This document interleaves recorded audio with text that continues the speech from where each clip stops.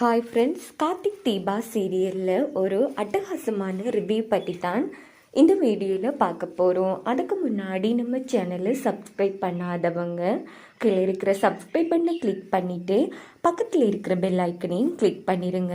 இங்கே பார்த்தோன்னா நம்ம கார்த்திக் அந்த அடிப்பட்டாங்க இல்லையா பொம்பளை, அவங்களையும் ஹாஸ்பிட்டலில் அட்மிட் பண்ணிவிட்டு நேராக ரேவதியை கூட்டிகிட்டு கல்யாண மண்டபத்துக்கு வந்துடுறாங்க.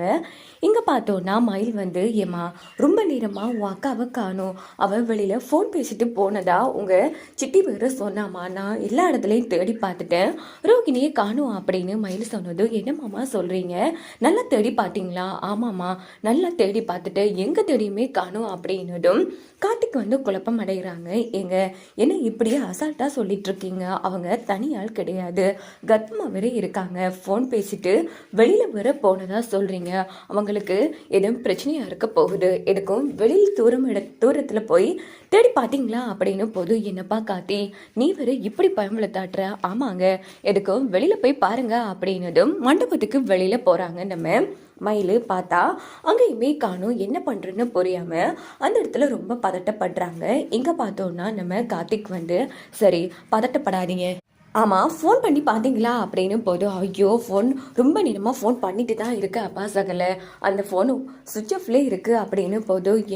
என்ன இவர் இப்படி சொல்கிறாரு, எனக்கு என்னமோ பயமாக இருக்குது ராஜா அப்படின்னு ரேவதி அந்த இடத்துல பயப்படுறாங்க. சரி பயப்படாதீங்க, மண்டபத்தில் எங்கேயாச்சும் இங்கே சிசிடிவி ஃபுட்டேஜ் இருக்கும் இல்லையா, வாங்க பார்க்கலாம் அப்படின்னுட்டு உடனே கார்த்தி என்ன பண்ணுறாங்கன்னா சிசிடிவி ஃபுட்டேஜை செக் பண்ணிட்டு இருக்காங்க. பார்த்தா நம்ம ரோகிணி பின்னால் நம்ம சிவனாண்டியோட சித்தப்பாவும் அவனோட அடியாளும் போகிறத நம்ம கார்த்தி கவனிச்சிடுறாங்க. இன்னொரு பக்கம் பார்த்தோன்னா நீரா அந்த சமையல் கட்டு பக்கமாக தான் போகிறாங்க. அங்கால சிசிடிவி ஃபுட்டேஜே இல்லை. கண்டிப்பாக இவன் தான் என் ரோகிணி ஏதோ பண்ணியிருக்கணும்ப்பா சகலை, எனக்கு ரொம்ப பயமாக இருக்குது, இவன் எதுக்கு ரோகிணியை எப்படி பண்ணணும் அப்படின்னு போதும். பயப்படாதீங்க, ஃபஸ்ட்டு வாங்க அப்படின்னுட்டு கார்த்தி மயில் ரேவதி 3 பேருமே நேராக சமையல் கட்டுக்குள்ளே போகிறாங்க. பார்த்தா அங்கால பக்கம் ஒரு ஸ்டோர் ரூம் மாதிரி இருக்குது, அங்கே தான் ரோகிணியை கட்டி வச்சுருக்காங்க.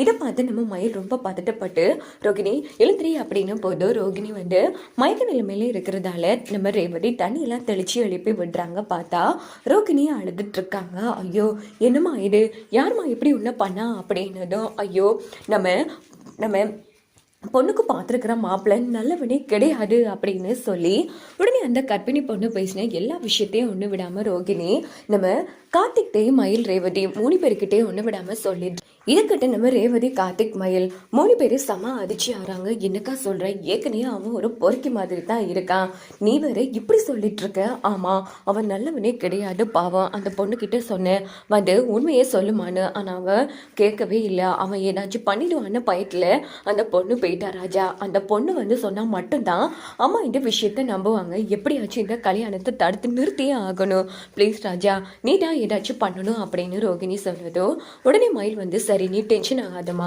எவ்வளோ தைரியம் இருந்தா அந்த சிவனாண்டியோட சித்தப்பா கிழட்டு பையன் உன் மேலே கை வச்சிருப்பான், அவனை நான் சும்மா விட மாட்டேன் அப்படின்னு போது. மாமா அவனை அப்புறமா பார்த்துக்கலாம், முதல்ல நம்ம துர்கா கல்யாணம் நல்லபடியாக நடக்கணும், இங்கே பாருக்கா அதுக்கான திட்டம்லாம் ராஜா போட்டுட்டாரு, நாளைக்கு கண்டிப்பாக நம்ம துர்கா காலத்தில் நவீன் தான் தாலி கட்டுவான், அதனால நீ இதை பற்றியும் பயப்படாத, நாங்கள் இருக்கோக்கா, நீ டென்ஷன் ஆகாதா அப்படின்னு போதும். அதுக்கு அம்மா சம்மதிக்கணுமே ரேவதி, அதான் எனக்கு ரொம்ப பயமாக இருக்குது அப்படின்னு போதும். இங்கே பாரு, அதான் நாங்கள் பார்த்துக்குறோன்னு சொல்கிறேன் இல்லை, நீ இப்போ தனியால் கிடையாதுக்கா, உன் வயிற்றில் பாப்பா வேற வளர்ந்துட்டுருக்கா, அதனால் டென்ஷன் ஆகாமல் நீ போய் நல்லபடியாக நிம்மதியாக ரெஸ்ட் எடு அப்படின்னு போதும். ரோகிணியும் சரின்னுட்டு கிளம்பிடுறாங்க. அப்போது நம்ம கார்த்திக் இங்கே பாரு ரேவதி, நம்ம ஹாஸ்பிட்டலில் அட்மிட் பண்ணோம் இல்லையா லேடி, அவங்க தான் கண்டிப்பாக அந்த பொறுக்கியோட வைஃபாக இருக்கணும் அப்படின்னு போதும். ஆமா ராஜா, கடவுளாக பார்த்து உன் கண்ணு முன்னாடி கொண்டு வந்திருக்காங்க, நம்ம எப்படியாச்சும் அவங்கள பார்த்தே ஆகணும், வா போகலாம் அப்படின்னுட்டு மயில் கார்த்திக் ரேவதி 3 பேரும் நைட்டோட நைட்டாக கிளம்பி ஹாஸ்பிட்டலுக்கு வந்துடுறாங்க. இங்கே பார்த்தோன்னா அந்த ஆள் வேற கண்முழிக்கல, பாட்டி வேற தூங்கிட்டு இருக்காங்க. பாட்டி நீங்கள் இன்னும் கிளம்பலையா அப்படின்னு போதும். இல்லைப்பா அவன் இன்னும் கண்ணு வேற முழிக்கலை, நான் இல்லாத டைமாக பார்த்து வேற யாராச்சும் அவனை ஏதாச்சும் பண்ணிட்டா, அதனால தான்ப்பா கண்ணு முடிச்சது போகலான்னு இருந்தா அப்படின்னு போது. இந்த பக்கம் நம்ம கார்த்திக் சரி பாட்டி கொஞ்சம் இருங்க வரோம் அப்படின்னுட்டு, ஏப்பா நீங்க எதுக்கு வந்தீங்க அப்படின்னு போது. உடனே துர்காவுக்கு பார்த்த மாப்பிள்ள அந்த பொண்ணை ஏமாத்தினா இல்லையா அந்த விஷயத்த சொல்லிடுறாங்க. என்னப்பா இது, இந்த குடும்பத்துல அடுத்தடுத்து குழப்பங்களும் பிரச்சனைகளும் நடந்துட்டுருக்கு. இப்போ என்னப்பா பண்ணுறது? கவலைப்படாதீங்க பாட்டி, எல்லா உண்மையையும் நம்ம அத்தைக்கிட்ட நிரூபித்து கண்டிப்பாக நவீன் தான் துர்கா காலத்தில் தாலி கட்டுவான், நீங்கள் கவலைப்படாதீங்க அப்படின்னுட்டு உடனே அந்த பொம்பளையை பார்க்க போகிறாங்க. அந்த பொம்பளையும் வந்து கண் முழிச்சிடுறாங்க. அப்போ டாக்டர் வந்து ஏமா உன்னை அடிப்பட்டு கிடந்தப்போ காப்பாற்றினவர் இவர் தான் அப்படின்னதும், ரொம்ப நன்றி சார், நீங்கள் மட்டும் இல்லைன்னா இன்னைக்கு என் குழந்தைக்கும் எனக்கு என்ன இருக்குமோ தெரியாது அப்படின்னு அந்த பொம்பளை வந்து சொன்னதும், இந்த பக்கம் நம்ம ரேவதி வந்து இங்கே பாருங்கள், உங்கள் நன்றி எல்லாம் எங்களுக்கு வேணாம், எங்கள் ராஜா வந்து உங்களை காப்பாற்றின நன்றி கடனுக்காக எங்களுக்கு ஒரே ஒரு உதவி பண்ண முடியுமா அப்படின்னு போது, எனக்கு இருக்கிறது என் குழந்தை மட்டும்தான், அதுவும் இல்லைன்னா கண்டிப்பாக நான் இந்த உலகத்தில் இருந்திருக்கவே மாட்டேன், அப்படிப்பட்ட என் குழந்தையை காப்பாற்றின தெய்வம் இவர், கண்டிப்பாக நீங்கள் இன்னும் சொன்னாலும் கேட்குற சொல்லுங்கள், என்ன உதவி வேணும் அப்படின்னு போது, நீங்கள் இன்னைக்கு கல்யாண மண்டபத்துக்கு வந்தீங்கல்ல, அங்கே கல்யாணம் நடக்க போகிற பொண்ணு எங்கள் வீட்டு பொண்ணு தான், அவள் வாழ்க்கை வந்து பாதிக்கப்படக்கூடாது, அதனால நீங்கள் நாளைக்கே மண்டபத்துக்கு வந்து எங்கள் அத்தைக்கிட்ட அவனை பற்றிய உண்மைகள் எல்லாத்தையும் சொல்லணும் அப்படின்னதும் அந்த பொம்பளை வந்து அதிர்ச்சி ஆகிறாங்க. ஐயோ, இங்கே பாருங்கள்,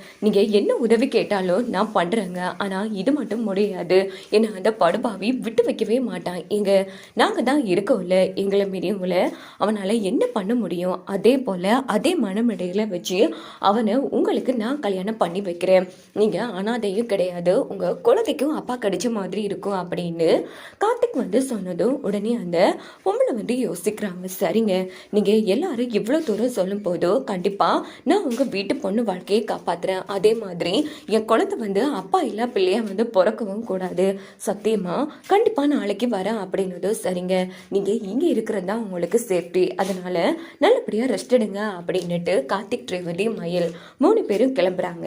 உடனே நம்ம மயில் வந்து என்னப்பா இது, நம்மளை சுற்றி இவ்வளோ சூழ்ச்சி நடந்துட்டு இருக்கு, இது கூட புரியாமல் இருந்துட்டு இருக்கோம், அதை காப்பாற்ற பொண்ணு ரோகிணியையும் அந்த கிழட்டு பையன் இப்படி பண்ணிட்டா, துர்கா கல்யாணம் முடியட்டும் அப்புறம் இருக்கு அவனுக்கு அப்படின்னு மயில் வந்து செம்ம டென்ஷனில் கத்துறாங்க.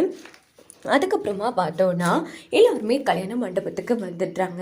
இந்த பக்கம் நம்ம நவீனை வந்து வெளியில் விட்டுடுறாங்க. நேராக கார்த்திக் வந்து பாதுகாப்பாக நவீன ஒரு இடத்துல வச்சிடுறாங்க. இன்னொரு பக்கம் பார்த்தோன்னா சிவனாண்டி வந்து விடிஞ்சிருச்சு, நம்ம நினைச்ச காரியம் வந்து கை கூட போகுது சந்திரா, இந்த மாதிரி சுச்சுவேஷனில் அந்த கார்த்தி வந்து என்ன வேணும்னாலும் பண்ணுவான், அதனால உன் கண்ணு முழுக்க அந்த கார்த்திக் மேலே தான் இருக்கணும் அப்படின்னதும், ஆமாங்க, அவனு தான் நான் நோட்டம் விட்டுட்ருக்கேன், கண்டிப்பாக நாம் நினைச்சது தான் நடக்க போகுது, இத்தனை நாளா நம்ம கிட்ட மோதி நம்மளை அசிங்கப்படுத்தினா இல்லையா, இப்போ ஏன்டா நம்ம கிட்ட மோதினோன்னு அவன் தான் வருத்தப்பட போறா அப்படின்னு சந்திரா சிவனாண்டி டீம் வந்து ரொம்ப கேவலமா திட்டம் போட்டுட்டு இருக்காங்க. இங்க பார்த்தோம்னா துர்கா வேற ரொம்ப ஃபீல் பண்ணி அழுதுட்டு இருக்காங்க. அப்போ ரேவதி வந்து, என்ன துர்கா இன்னும் ரெடி ஆகலையா, நீ குயிக்கா ரெடி ஆக டைம் ஆச்சு அப்படின்னும் போது, எப்படி ரேவதி, எப்படி உன்னால இப்படி பேச முடியுது, இங்கே பாரு, எல்லாம் ஒரு நம்பிக்கை தான், நவீன் தான் உன் கழுத்தில் தாலி கட்ட போகிறான், கடைசி நொடி வரைக்கும் நீ நம்பிக்கையா இரு, ஏன்னா கார்த்தி வந்து நவீனை வெளியில் எடுத்துட்டாரு அப்படின்னும் போது துர்கா வந்து ரொம்ப ஹாப்பியாகிறாங்க. ரேவதி, என்ன சொல்கிற? ஆமாம், நவீன் வெளியில் வந்துட்டான், தாலி கட்டுற அடுத்த நொடியே அவன் அங்கே வந்து உன் கழுத்தில் தாலி கட்டுவான் அப்படின்னும் போது துர்கா வந்து ரொம்ப சந்தோஷப்படுறாங்க. சரி ரேவதி, நான் ரெடி ஆகிட்டு வரேன் அப்படின்னுட்டு துர்கா வந்து ரொம்ப ஹாப்பியாக ரெடி ஆகிட்டு இருக்காங்க. அங்கே பார்த்தோன்னா சாமுண்டீஸ்வரியும் சந்திராவும் வராங்க. என்ன ஆச்சு துர்கா, ரெடி ஆகிட்டியா அப்படின்னதும், நான் ரெடி ஆகிட்டோமா அப்படின்னு ரொம்ப ஹாப்பியாக இருக்காங்க துர்கா. இதை பார்த்து சந்திரா செம்ம டென்ஷன் ஆகுறாங்க. என்ன இவ்வளோ குஷியாக பேசிகிட்டு இருக்கா, கண்டிப்பாக அப்படின்னா அந்த நவீன் வெளியில் வந்திருக்கணும் அப்படின்னுட்டு உடனே நம்ம சந்திரா வந்து சிவனாண்டிக்கு ஃபோன் போட்டு, அந்த ஸ்டேஷனில் ஃபஸ்ட்டு அந்த நவீன் இருக்கானான்னு விசாரிங்க அப்படின்னும் போது ஸ்டேஷனில் இருக்கிற இன்ஸ்பெக்டர் நம்ம கார்த்திக்கு வந்து சப்போர்ட்டிவான ஆள் போல் இருக்குது. உடனே அவர் வந்து சிவனாண்டி கிட்ட, இல்லைம்மா இல்லைங்க அவன் இங்கே தான் இருக்கா அப்படின்னு போது உடனே சிவனாண்டி சந்திராவுக்கு ஃபோன் போட்டு, அவன் அங்கே தானே இருக்கான், நீ எதுக்கும் டென்ஷன் ஆகாத சந்திரா, நம்ம நினைச்சது தான் நடக்க போகுது அப்படின்னதோ சந்திரா வந்து அந்த இடத்துல ஹூல் ஆகுறாங்க.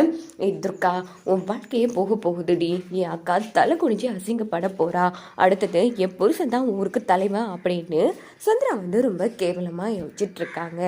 இந்த பக்கம் பார்த்தோன்னா அன்னைக்கு காலையிலேயே அந்த பொம்பளை வந்து காட்டி கல்யாண மண்டபத்துக்கு அழைச்சிட்டு வந்துட்டாங்க. இது வந்து சந்திரா பார்த்துட்டு இருக்காங்க. இவன் யாரை அழைச்சிட்டு வரான், இந்த பொண்ணு கர்ப்பமாக வர இருக்கா, என்னவா இருக்கும் அப்படின்னு யோசிச்சுட்டு இருக்கும் போதே மாப்பிள்ளை வந்து கவனிச்சிட்றான். ஐயோ, இவன் கையில் பட்டுட்டாலே, ஒரு வேளை இவன் கிட்ட எல்லா உண்மையும் உளறிட்டாளா, என்ன பண்ணுறது அப்படின்னு போது உடனே மாப்பிள்ளை வந்து செம்ம டென்ஷன் ஆகுறாங்க. அப்போ நம்ம சந்திராவும் வந்து பார்த்துட்ருக்காங்க. வேறு வழி இல்லை, நம்ம இவங்கக்கிட்டேயே உண்மையை சொல்லிடலாம் அப்படின்ட்டு உடனே சந்திரா கிட்ட வராங்க. இங்கே பாருங்க, அந்த பொம்பளை என்னோட ஒய்ஃப் தாங்க, அவள் கர்ப்பமாக இருக்காள்ல, அவள் வயிற்றில் வளர்கிற குழந்தை என்னோட தான் அப்படின்னு டே பொறுக்கி பையிலே என்னடா சொல்கிற அப்படின்னு சந்திரா கத்துறாங்க அந்த இடத்துல. ஆமாங்க, ஒரு வேளை இவன்கிட்ட அவள் எல்லா உண்மையும் சொல்லிட்டா போல, அதை நிரூபிக்கத்தான் இவன் இவளை கூட்டிகிட்டு வரான் அப்படின்னும் போது சந்திராவுக்கு தூக்கி வாரி போட்டுருது. ஸோ அவங்க வெயிட் பண்ணி பார்க்கலாம் என்னலாம் நடக்கும்.